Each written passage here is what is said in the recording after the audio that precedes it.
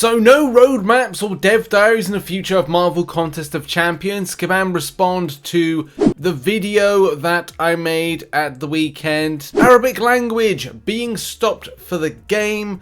We have the reactions of many players this will affect. Nimrod and Elsa arena results. And much, much more. Oi, you, keep my wife's name out your mouth. Yeah, that's Oscar-winning actor Will Smith references.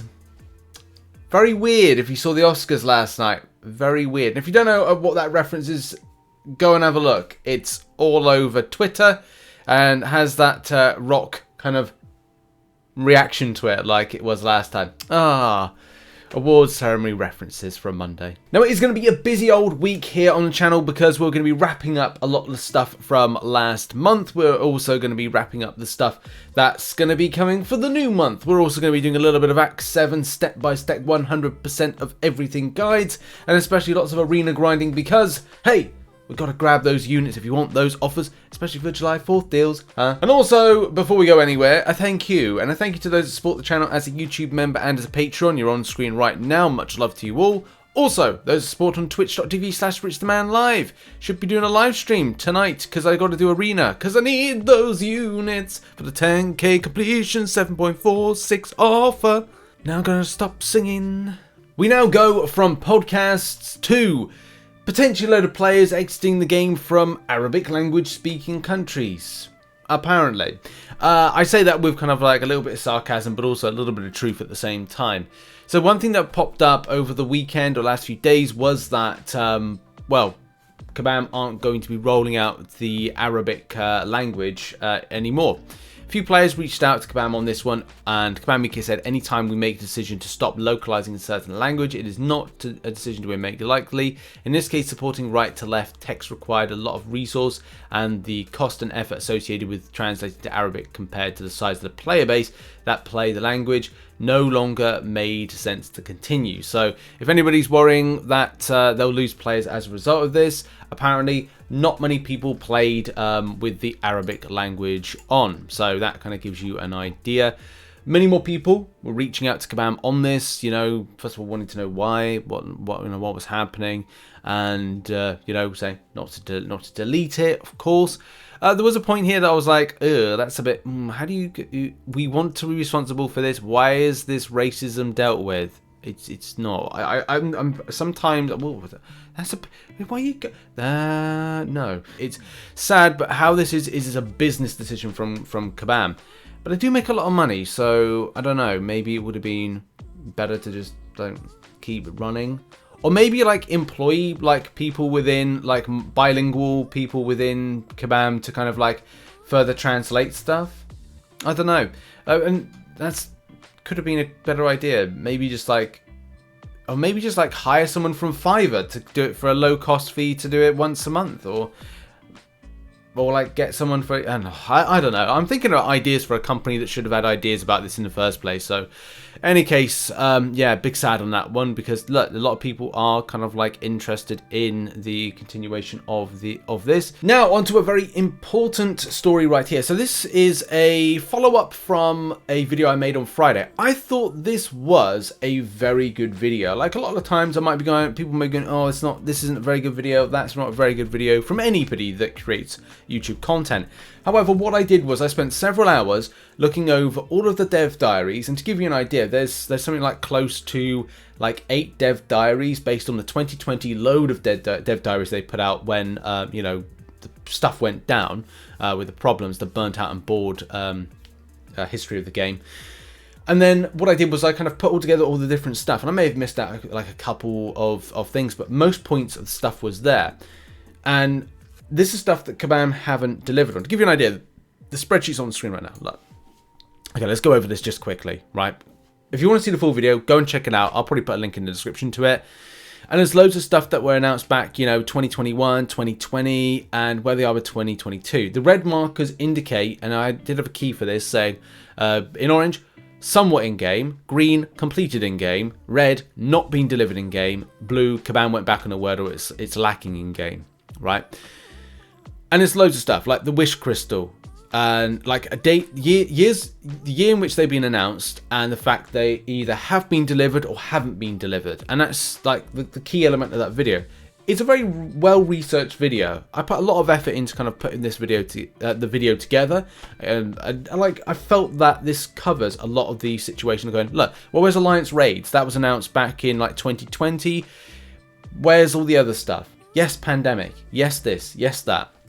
But I will be brutally honest, and there's some responses I have to give to here, because Kabam Mike did respond to this particular thread on it. So Kabam Mike said, roadmaps are always fluid. We are very transparent about that, even though there's not been a roadmap for best part over a year or something. When we share our intentions for the future, we do so earnestly, but that does not mean that things won't change along the way. This is a common part of software and game development. I'll respond to that bit in a minute. No matter how hard we try and no matter how well things go, there'll always be wrenches thrown in the cogs or changes and priorities along the way. For example, a global pandemic. We need to be able to pivot and extend timelines where they are needed. We also try our best to deliver on what we present in the timeline we present them, but there always be extenuating circumstances. Okay, look, I get that. So 2 months ago, I started working for a games developer, and a game is being created during this kind of like, you know, global pandemic right now. So from what I've seen, what they're doing, and maybe there's a difference, maybe because they're of like a top studio. Difference being, is Kabam not dealing with a AAA game? Is this meant to not to be a AAA game on mobile? The same way that you look at other games and go, okay, well, at least I know what they're doing. Like, I play Call of Duty casually once a week with my friend, and also I play Phasmophobia once a week with family. So I know what's going on more with the future of those games than I do with the game that I cover as a main game on my channel. I'm in the content creator program, and yeah, I play more than any other game that I cover on this channel. So from the likes of Call of Duty, knowing where they're going for the foreseeable year, every season, that before the season goes live, I know what's going on. I know exactly what they're doing after that, from like Call of Duty, like Warzone, to an extent of future plans that they're going to be doing, right? That's that thing. I'm like, okay. The same thing with the game. Again, like the game that I only play like casually, Phasmophobia. They've got an update. They do a VR version of the game, and they do a PC Steam version of the game. As I said, I play it once a week, and I had a month off, but I actually know what they're doing with the game. So that's great to go, okay, well, they're doing that, and that. And to give you an idea of the extent of like how much this game is played, there is 6,500 active players. That is a minuscule amount to Marvel Contest. And the developers, right, are literally just like, I think it's like 4 people to 5 people developing this, whereas Kabam is like a full entity of like a full office. So I think it's maybe it's different. Maybe it's different for Kabam. But I'm looking at something that's a AAA game versus something that a couple of people are developing, and going, right, so I don't actually know what Kabam are doing and when they're doing it. Oh, but what do I know? I'm just a person who makes videos on the internet. That's basically it. You know, that degree in business was a waste of time, wasn't it? But in any case, in all seriousness, right? Looking at the situation of Dev Diary stuff and performance, that I just feel that there's a lot of stuff that's kind of like missing from like just be nice to find out what's going on. Masteries 2.0.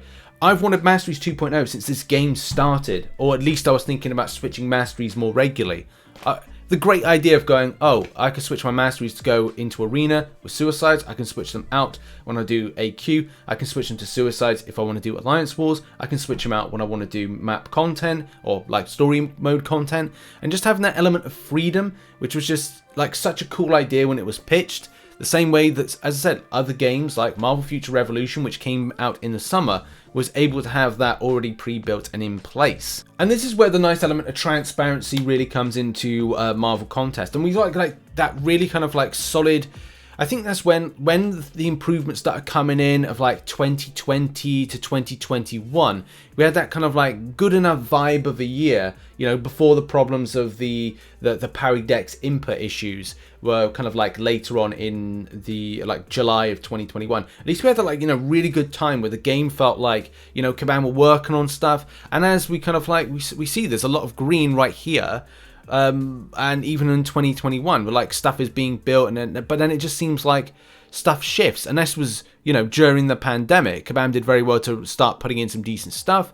2021 was good, but then like, you know, that's kind of half and half. And then it just seems like the performance kind of goes like down. And I'm sure that Kabam would disagree with that and go, oh well, you know, reasons and stuff and that, like, but it's like. And look, there was a lot of staff that weren't in, like Kabam. Like they were talking about, we were even talking about on the channel, like they didn't have like a lot of staff in like key positions, and maybe that was one of the reasons. It could be one of the reasons that, you know, so many members of Kabam have left in the last you know, 2 years or whatnot. So I don't 100% know, but what I do know is what I haven't seen, and what I haven't seen is stuff that, you know, they said they were going to start working on or looking into. So I don't know with it. I get what Kabam was saying. I understand. But then other games are able to deliver, whereas Marvel Contest is not, and Kabam aren't in certain areas. So that's just a problem, isn't it? Why are other games doing well at delivering, but Kabam and Marvel Contest is not? But it's, you know, we've got some stuff coming in. Not saying like it's all doom and gloom. Battlegrounds coming soon. The input refractor is, I think, coming into like next month, and that's something. There's Act 7 we've just had. You know, they're about to start work on 8.1. But it's just nice to see some of these other things. You know, wish crystals for players to acquire certain champions, which is going to be great. Masteries 2.0, as I said. Relics was something that we talked about. Striker's got a limited kind of put in. Root mechanic was something that was tested out from the point of just, well, root mechanic is only on Craven, so that's very limited. And it would be nice to see some other things, like utilizing backgrounds, like bringing things in from like the space within your fight box, kind of left to right. I don't know. Like I'm just trying to, you know, I'd say like I'm trying to help, but at the end of the day, only Kabam can help themselves on this. But in case, point here, while I certainly appreciate the fact that timelines change and adjustments need to be made, why not update us on a regular basis? I think this would be a long way to, this would go a long way to alleviate the frustrations of the players. Instead, there's just silence for the most part, with slivers of info casually thrown into random forum responses. Yeah, I agree with that one.